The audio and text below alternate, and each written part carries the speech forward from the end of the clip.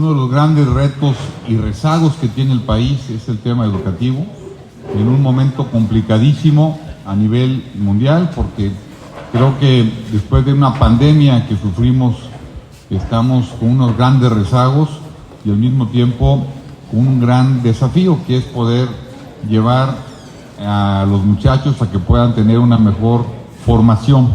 Por eso el día de ayer les agradecimos a las y los maestros el trabajo que han hecho durante todo este tiempo, que sin lugar a dudas es una gran vocación lo que tienen las y los maestros. En el estado, el día de ayer me pasaban las fichas, hay cerca de 39,000 docentes, cerca de 25,000 son públicos, y parte de lo que me comentaba la doctora Marta Elena, me decía que, por ejemplo, hay estados donde tienen grupos de 16 muchachos solamente, y que estados como Querétaro tenemos más de 30 por salón, y eso te dice pues una gran diferencia que tenemos. Un tema importante y un gran reto que tiene Querétaro es el crecimiento tan grande que tiene nuestro estado. Lo hemos dicho, en los últimos 10 años de forma sostenida, Querétaro ha venido recibiendo 120 personas diario, es la zona metropolitana con más crecimiento a nivel nacional, y esto nos da una gran, reto para poder darle el servicio a los muchachos. La única forma, de verdad se los digo, para poder tener más democracia es en la medida que tengamos las mismas oportunidades. No me refiero a que todos seamos iguales, pero que sí que todos tengamos las mismas oportunidades. En nuestras diferencias están nuestras competencias, y en esa parte creo que es lo que tenemos que hacer para que los muchachos puedan seguirse formando. Hay grandes retos, pero en Querétaro hemos hecho un gran esfuerzo para poder ayudar a las y los maestros y por supuesto a los padres de familia y a los muchachos para que puedan tener una mejor educación y una mucho mejor formación. Por eso ayer les decía inclusive a los maestros que no hay momento más complicado, más difícil para ser maestro, para ser padre de familia e incluso para ser gobierno, porque es con tanta información que se está dando y tan fácil de manipular y tan fácil de poder hacerse viral. Por eso es importante tener los principios muy bien sustentados, y eso se da en gran parte en la escuela. Por eso a partir de ahorita le paso el uso de la voz a la doctora Marta Elena Soto para que nos diga qué hemos hecho, cómo estamos y lo que pensamos hacer, porque aunque necesitamos una gran cantidad de recursos y cada vez los recursos son más limitados, en Querétaro le estamos dando la cara a tener la mejor educación del país. Le paso el uso de la voz a la doctora Marta Elena.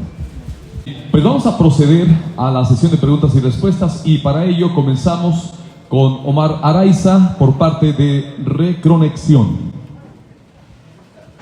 Hola, ¿qué tal? Buenos días. Para el gobernador, acá. Gobernador, me gustaría que usted me pudiera comentar un poquito sobre las estrategias que se implementan por parte de la autoridad estatal en torno a este cierre de las instancias o estancias del migrante. Vemos que en los últimos días está llegando una gran cantidad, en este caso de centroamericanos, a la central camionera, también en la periferia de la central de Abastos, y esto, bueno, pues ha generado determinada inquietud por parte de quienes habitan en aquella zona. Para la secretaria de Educación, me gustaría que me pudiera comentar qué porcentaje de la matrícula estudiantil es foránea, esto derivado de pues, los diferentes acontecimientos en materia de seguridad que se han registrado en otras entidades y que han optado o han considerado a Querétaro como una alternativa para poder concluir sus estudios. Hablaba usted del programa Ayúdame a Llegar. ¿Cuántos beneficiarios y cuántas instituciones educativas enfrentan esta problemática de la lejanía? Es decir, se les entrega, decía que bicicletas o algo para que pudieran facilitar o pudieran combatir lo que es la deserción escolar. Y en el tema de lo de embarazos en adolescentes, ¿qué acciones concretamente son las que están implementando ustedes como sector educativo para evitar pues la deserción escolar, que por este tipo de situaciones que no se tenga dónde dejar a los pequeñitos, que no se tengan en este caso los recursos para poder continuar en este caso sus estudios, ¿no? Es eso.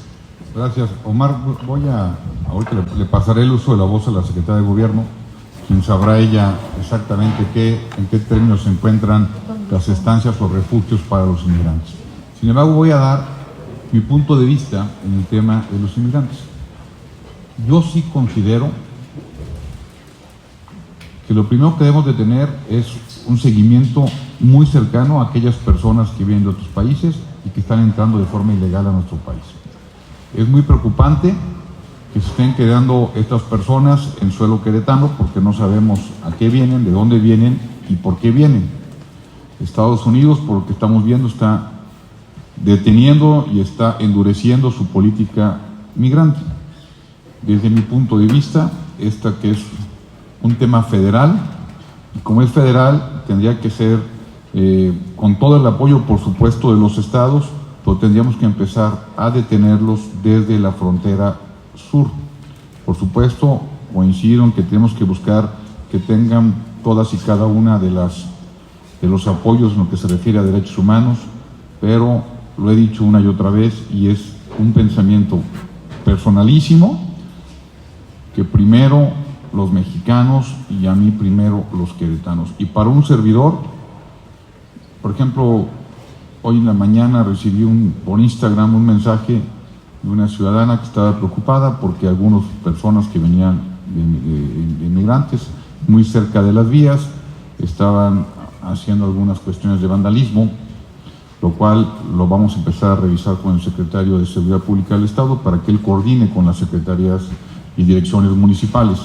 Sí es muy preocupante, lo que está sucediendo no es cosa menor, y lo que más me preocupa es que este desafío se le está quedando a los estados, y creo que debería detenerse como un reto o una problemática nacional, y desde mi muy personalísimo punto de vista tendría que empezarse a detener desde la frontera sur del país. Y le paso el uso de la voz a la Secretaria General de Gobierno. Gracias. Omar, ¿dónde está?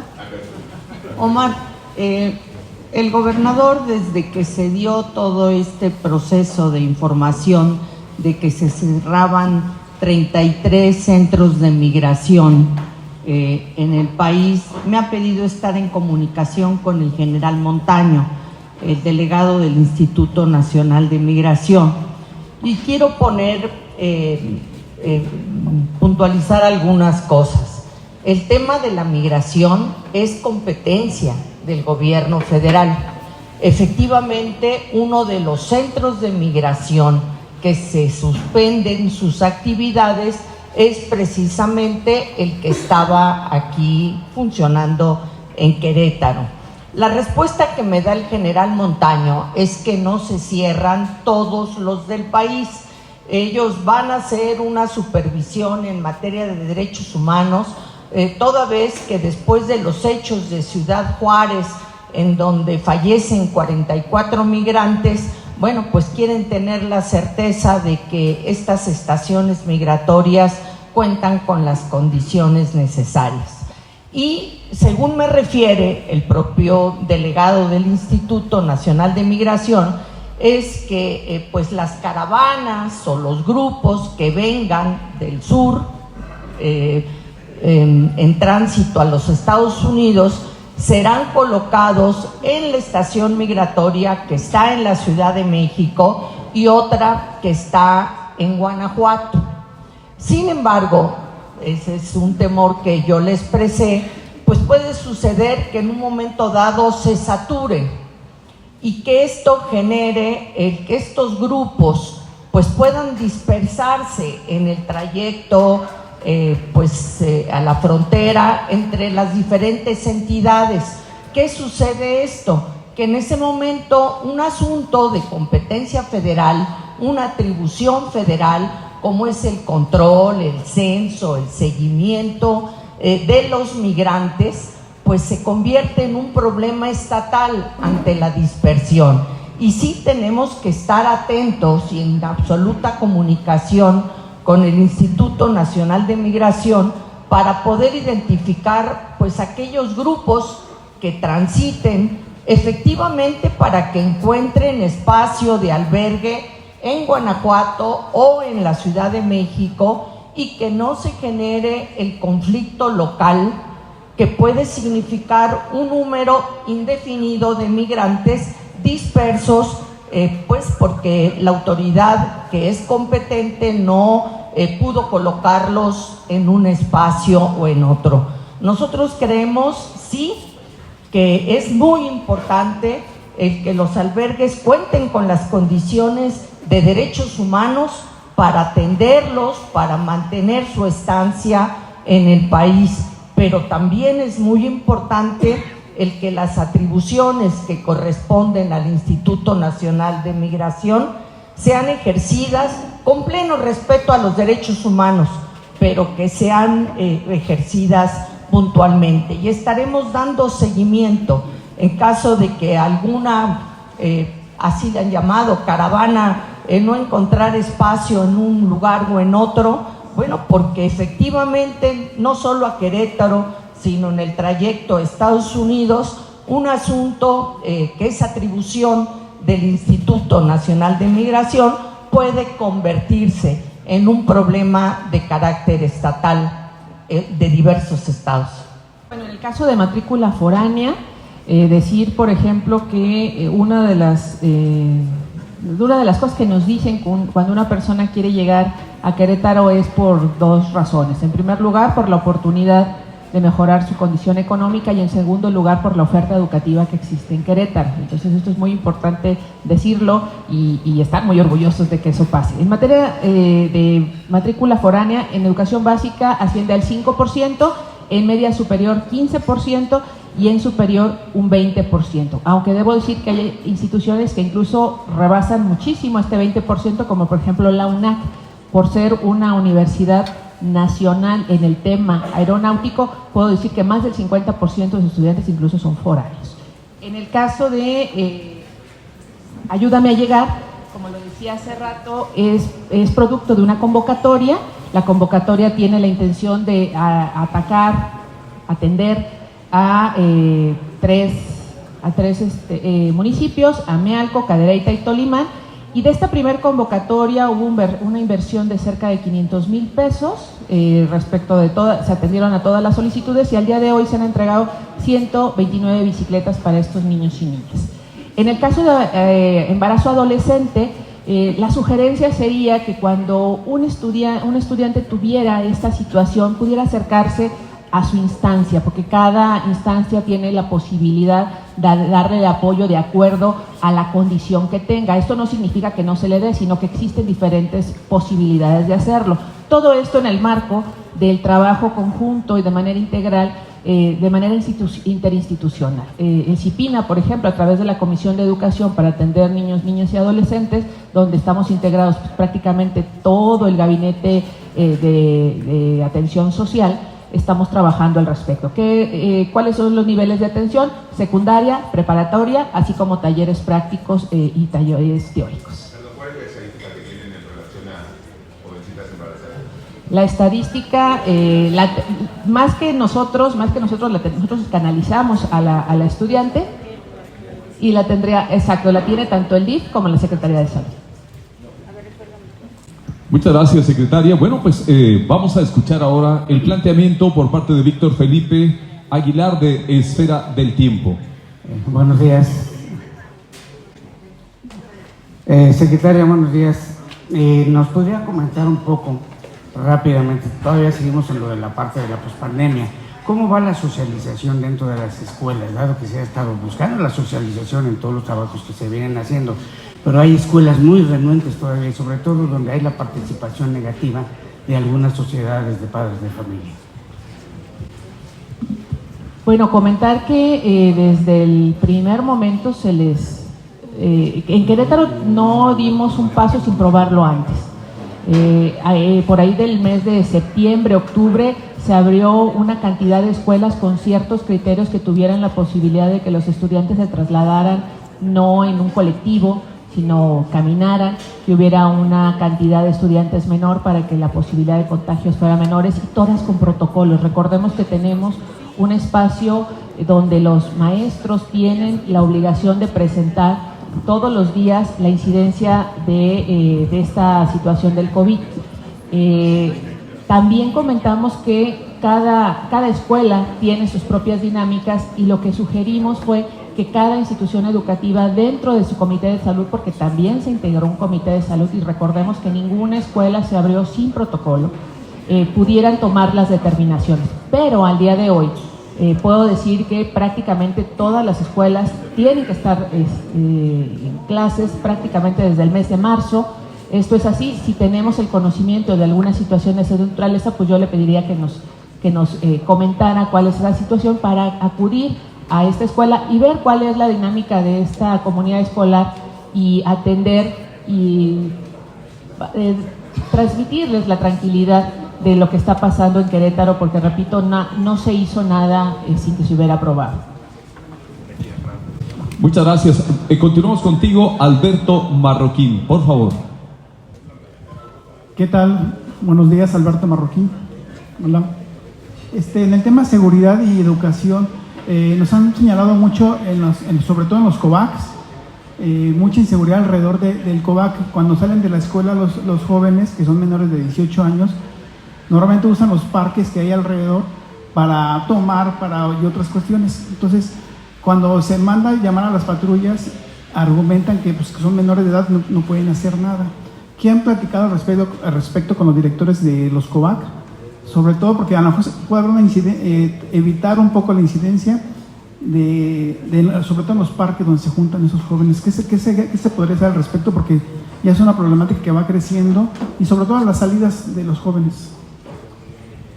Sí, muchas gracias. Yo siempre he comentado que en las escuelas, en la medida que la comunidad se apropie del espacio educativo, en esa medida cuidamos el entorno escolar y también las afueras del entorno escolar. No es gratuito que cuando en una escuela hay una participación activa de los papás y de las mamás, y sobre todo el director también, son agentes muy importantes.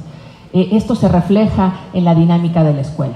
Nosotros lo que hacemos es, como lo decía hace rato, a través de los protocolos de atención, se dan estas pláticas, la escuela para padres, sobre todo en educación media superior, precisamente donde pertenece el subsistema que usted refiere, que es COVAC.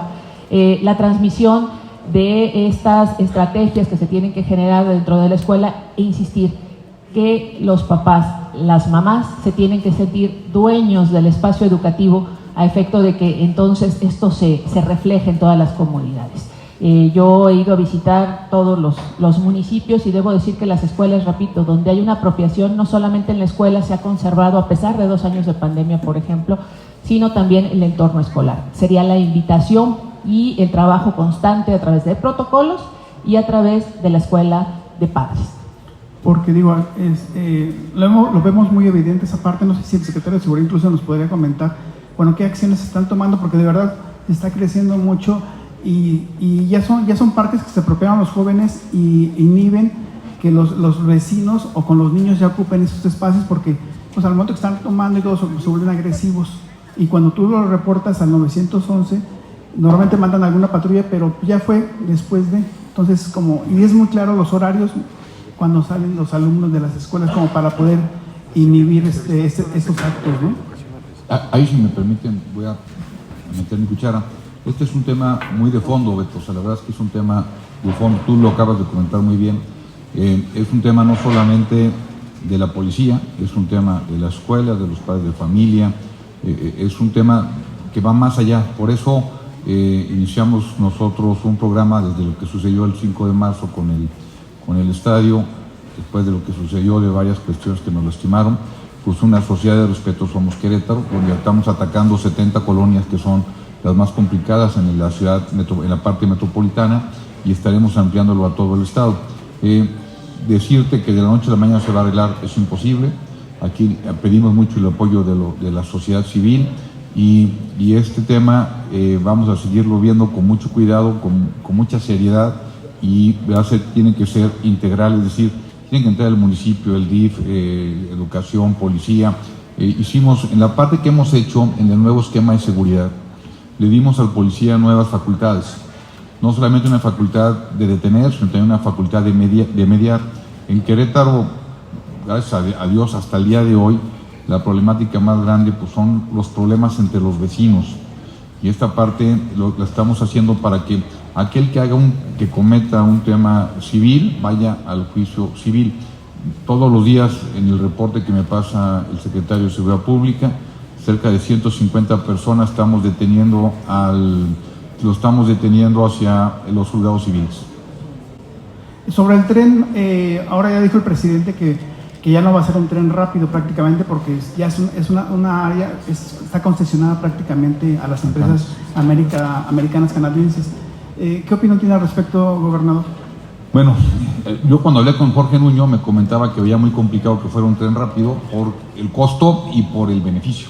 Sin embargo, aunque no lo sea así, es una nueva forma de una conectividad para poder buscar una nueva forma de llegar a la Ciudad de México, ahí a Buenavista, y creo que es importantísimo para Querétaro y tendrán todo el apoyo por parte de nosotros. Incluso con la jefa de gobierno de la Ciudad de México he tenido mucha comunicación platicando sobre los temas que ella puede hacer, el Estado de México puede hacer y lo que a Querétaro nos toca, y lo vuelvo a repetir, en el caso de Querétaro, todo el apoyo a la Federación en este proyecto que sin lugar a dudas es conectividad para el Estado.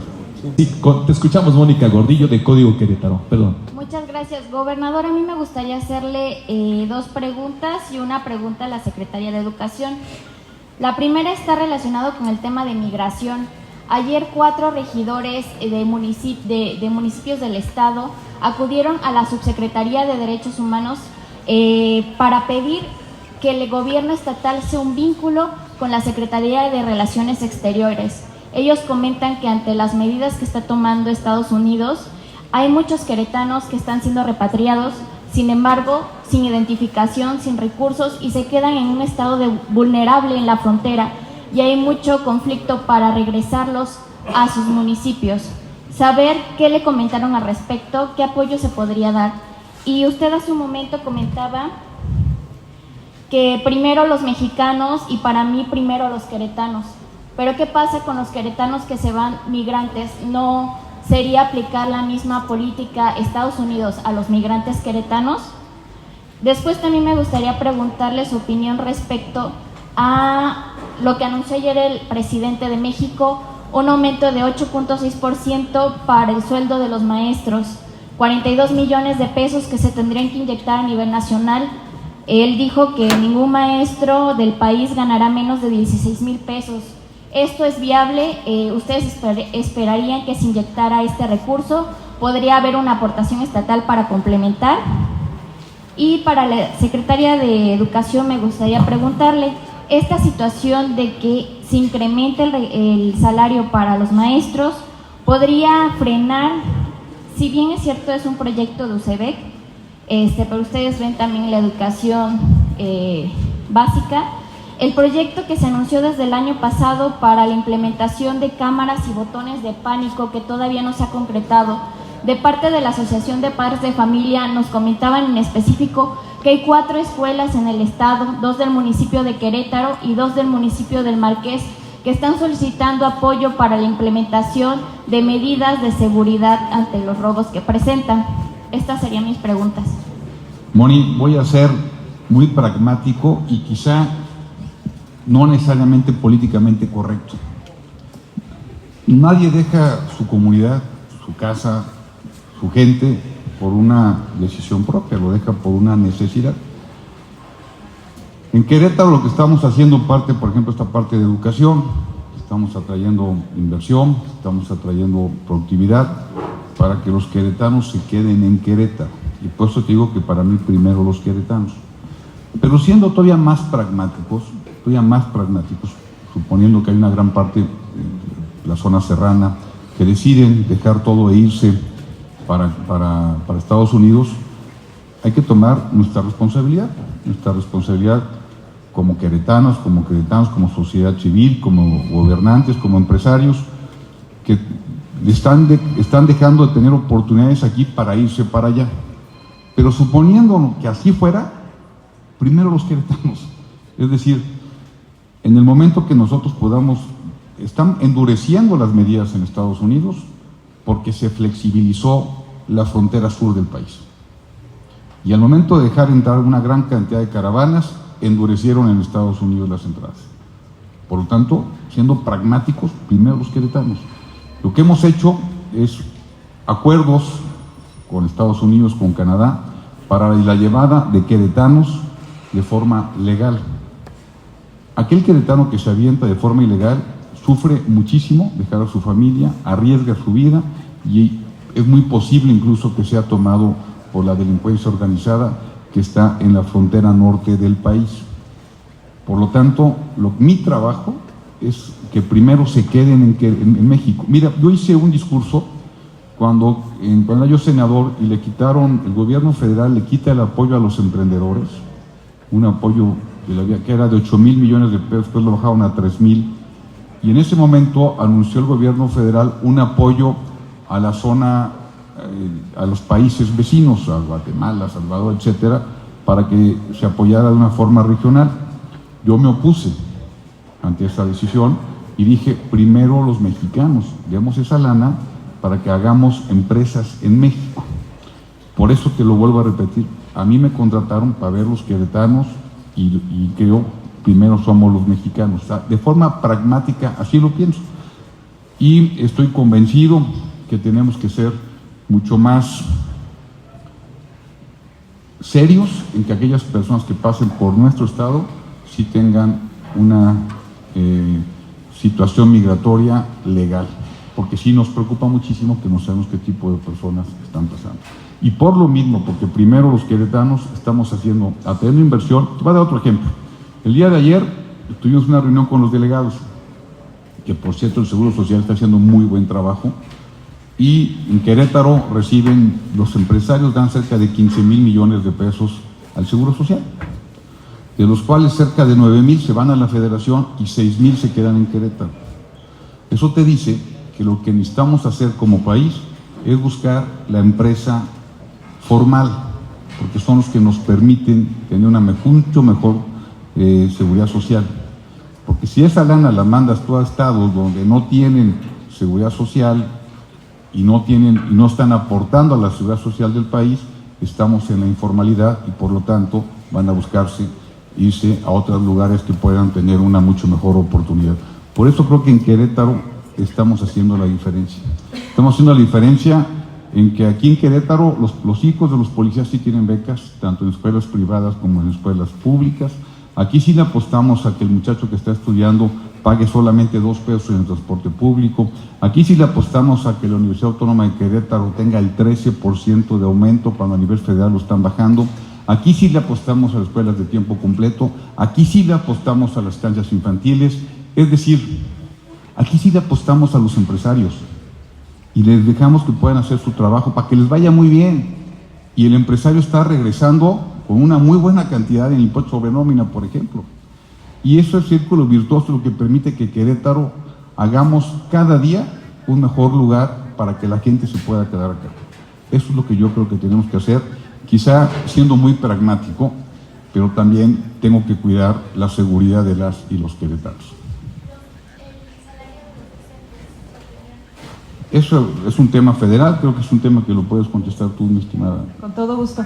Sí, efectivamente el día de ayer nosotros nos enteramos junto con ustedes de esta muy buena noticia. Finalmente el hecho de un incremento salarial al magisterio pues siempre lo vamos a celebrar, es un reconocimiento al trabajo que han realizado toda la vida y después de estos años de pandemia pues no se diga. Entonces comentarte que efectivamente la nómina de la educación básica está federalizada, le corresponde a la Secretaría de Educación Pública. Estábamos a la espera de la comunicación formal de cuál es la condición, a quiénes, bajo qué criterios, de qué fechas a qué fechas. Nosotros estamos esperando esta comunicación. Nosotros solamente hacemos los movimientos de los docentes desde el punto de vista administrativo, pero quien ejerce el recurso es precisamente la Federación. Pero por supuesto siempre muy contentos de que al sector educativo se le reconozca a través de un aumento salarial.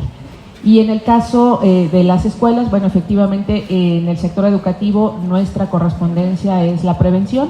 En el caso de las escuelas que tú refieres, Efectivamente, desde los primeros días de la administración y también con el secretario Iván nos hemos puesto de acuerdo, sobre todo UCEBEC, que es la instancia que tiene la mayor cantidad de escuelas, para notificarle cuáles son las situaciones que existen. Nosotros nos concretamos a hacer la notificación formal a las autoridades que tienen esta competencia y por lo que respecta a nosotros, bueno, trabajamos en la prevención con estudiantes y sobre todo con padres de familia. Muchas gracias. Muchas gracias, secretaria. Gracias, amigas, amigos. Con esto termina el Café con Curi de este día. Gracias a ustedes. Hasta la próxima. Pero esperemos a lo que digan las autoridades. Sí, por el momento, ¿se puede decir que los policías actuaron bien?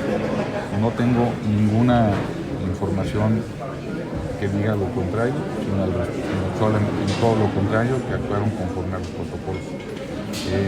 Eso, pero no lo voy a definir yo, que lo define el juez, lo que sea mejor para los ofendidos. Yo lo que sí puede haber, vamos a ver los hechos exactos, lo que sabemos exactamente.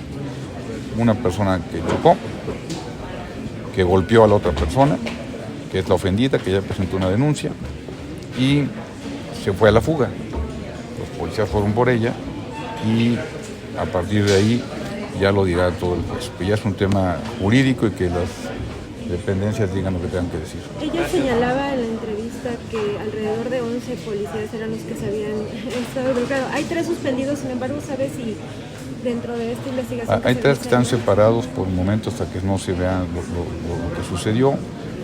Habrá que ver qué es lo que sucede y que lo decidan las autoridades correspondientes. No quedará impune, se castigará a los policías si realmente se comprueba que... Si se comprueba, o si no se comprueba, pues también regresarles su dignidad y que hicieron bien su trabajo. Dependerá de sancionar a esta persona en caso de que no se compruebe. Yo creo que es importante que tengamos responsabilidad sobre lo que decimos, decimos y que si lo que estamos diciendo afecta también la probidad de alguna persona en su prestigio, yo creo que también deberá tener sus repercusiones, pero bueno, eso no lo decido yo, eso lo deciden los jueces. ¿Sería un llamado no a hacer un linchamiento en redes sociales contra los policías sin conocer? Al contrario, miren, yo lo que les pido es que si no respaldamos a nuestros policías, pues no le van a querer entrar.